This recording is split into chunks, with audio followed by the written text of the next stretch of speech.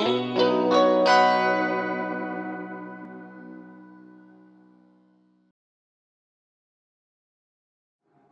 thanks for joining me for another episode of First Chapter Friday. My name is Lucy, and the book that I'm sharing with you today is an historical novel, but it's from a time period it's from a place in history where there are not, I don't think, a lot of books written. So this book takes place during the Korean War in the 1950s, but it starts and the characters in this book live and are from North Korea. There are not a lot of books that are written about characters from North Korea, so that makes it pretty interesting.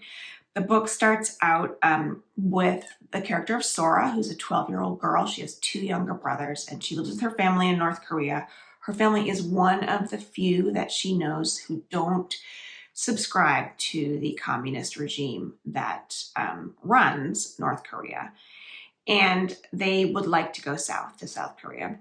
Well, the Korean War starts, so her family heads south, but Sora and her middle brother, Young Soo, get separated from the rest of her family. And so most of this book is the harrowing journey that Sora, who's 12, and her younger brother, Young Soo, who's 8, take traveling across North Korea to South Korea on their own. It's the middle of winter.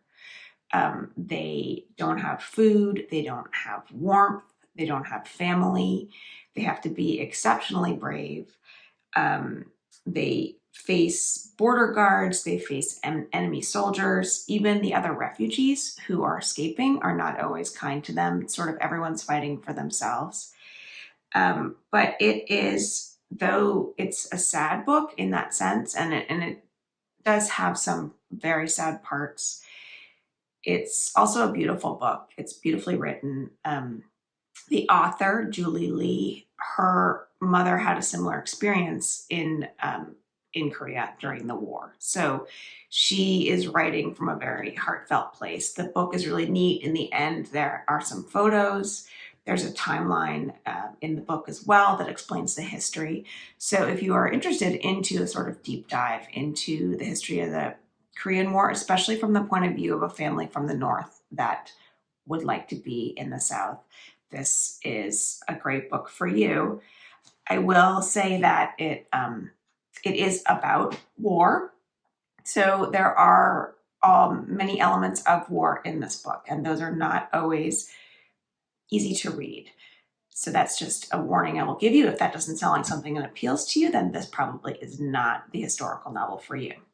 But I highly recommend this book, which is called Brother's Keeper by Julie Lee, especially if you want to learn about a part of history that I personally didn't know much about before I read it. So I'm going to read Chapter 1 of Brother's Keeper. Chapter 1, North Korea, June 25th, 1950. I didn't want to step into the river, but I had to. He was floating away. Young Soo!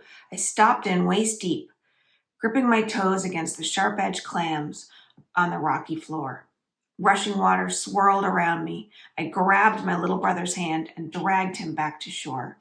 Sorry, Nuna, Young Soo said, calling me older sister in Korean. I leaned out too far with my net.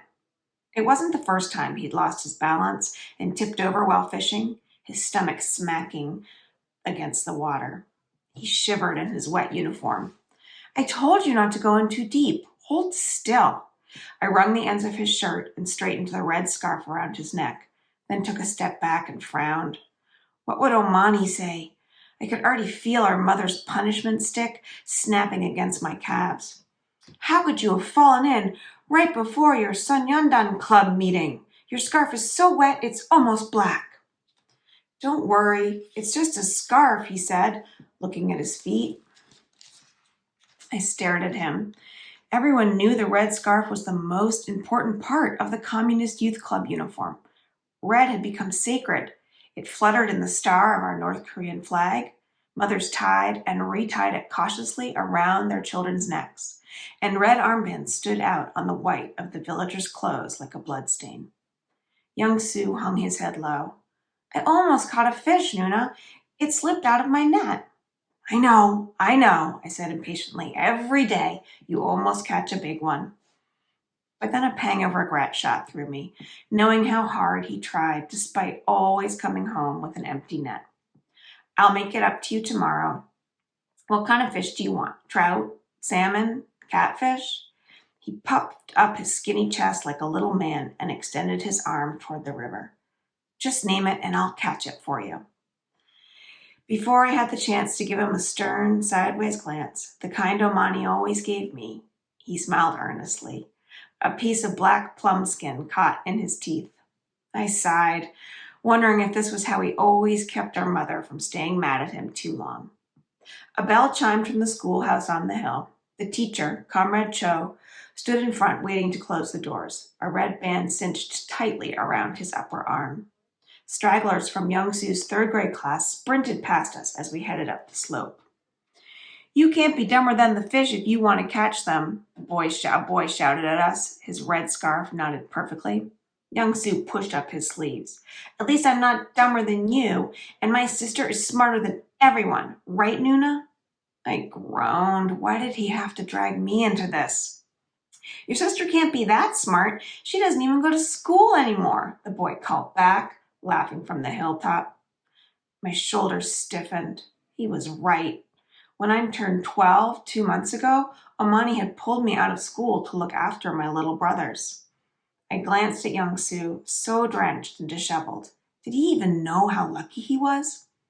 You'll be late. I couldn't look at him anymore. Just go. I pushed him up the hill. Amani said that skipping even one Communist Youth Club meeting meant young Sue's name, no, our family name, would go on a government watch list. And then terrible things would happen. What a beautiful day to labor in this socialist paradise, Comrade Cho announced as the students approached. Don't forget to continue gathering scrap iron for weapons and bullets, or else your parents will have to pay a fine. Your work is important in making the fatherland strong. Young Sue joined the wave of red running up the hill, then disappeared inside the A-frame timber schoolhouse. Looking at it, I felt a twinge of loss. Not for the girls' Sonyeondan club that I no longer attended, joining my parents at grown-up party meetings instead. Not for the new teacher, Comrade Cho, who gave candy to students for reporting anything anti-communist their parents said at home. Not for the kids in the class, who were loyal to the party first and family second, and could never be trusted as friends.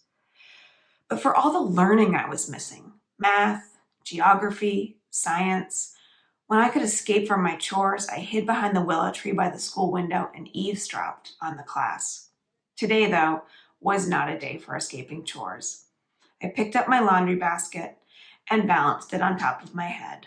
The sound of wooden paddles beckoned me back toward the river, and, like a funeral marcher, I went.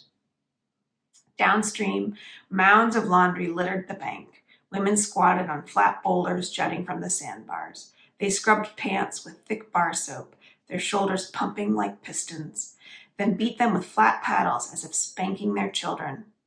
Without any men nearby, the women gossiped about husbands and mothers-in-law as they lifted their shirts to wipe their faces. I looked away. "Yeah, Sora, what are you so embarrassed about?" asked Mrs. Lee, her cheeks ruddy from the sun. I smiled, tight-lipped, and found an open area to set my basket. My long tan skirt was soaked from saving young Sue. "Why is your mom sending a girl to do a woman's job, huh?" a farmer's wife shouted. "Who else is she supposed to send? Her sons? Anyway, Sora's not such a little girl anymore, right?" Mrs. Lee said. "Look, she's even starting to get little breasts now." She poked me in the ribs, and I jerked like a string puppet. They laughed heartily. My cheeks burned, and I hunched my back to hide my chest. I gazed up at the schoolhouse as if it might somehow reach down to save me, the straw basket pressing against my shins. But it wouldn't, and the laundry wouldn't wash itself. I took out my brother's dirty clothes, Jisu's cloth diapers, Young Sue's muddy uniform pants, and crouched in the shallows, joining the drumbeat of women. I plunged my raw knuckles into the soapy water, hiding them beneath the cloudy white.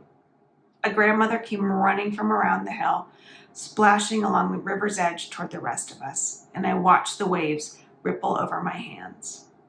At first, I hardly noticed the whispers, the way the women huddled around her, but their murmurs grew, and I looked up at them, their mouths agape, their brows creased, and suddenly everything felt wrong. The women started hastily packing unfinished laundry into their baskets. I rushed to wrench young Sue's uniform pants. Something was not right. I needed to go. The last time a message had spread this urgently, the landlord's son was found floating face down in the river, his body bloated like a blood sausage. I lifted the basket onto my head and hurried onto the main road through the village center, stumbling past a row of thatched roof houses, my breath coming fast and hard. Nuna! I spun around and saw young Sue running along the bank. He stopped short before crashing into me. What are you doing here? Were you sent home? Was it the wet scarf? Are they putting us on a list? I asked, my voice rising with panic. No! Something amazing happened. Young Sue's eyes shimmered like the river, and he practically sang the words. We don't have to go to school anymore.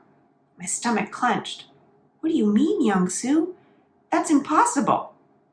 Comrade Chu told the whole class that because of the current situation, there will be no school until further notice, he said, carefully repeating his teacher's words. He even said that today will be a day to go down in history. Young-Soo jumped high in the air, hollering and hooting at his sudden change in luck.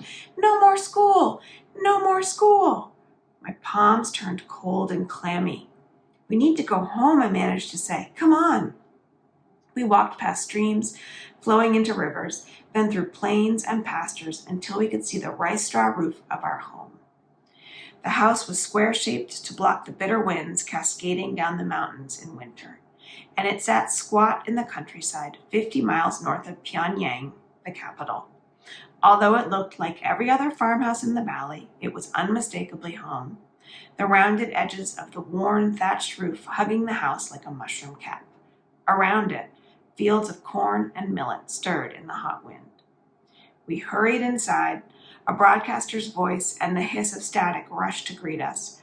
I set the basket down and stepped into a pair of house slippers. Abaji sat as motionless as a rock, leaning into the radio. Deep lines creased his forehead. I had never seen our father look so grave. Beside him, baby Jisoo looked up from a pile of clean clothes, yawned once, then went back to his favorite pastime, pulling socks over each of his feet. Young Sue and I sat on the floor beside Abaji. I quieted my breathing to hear, but I couldn't understand the announcer's words through the heavy static. I turned to Young Sue and shrugged, unable to explain Abaji's pensive face.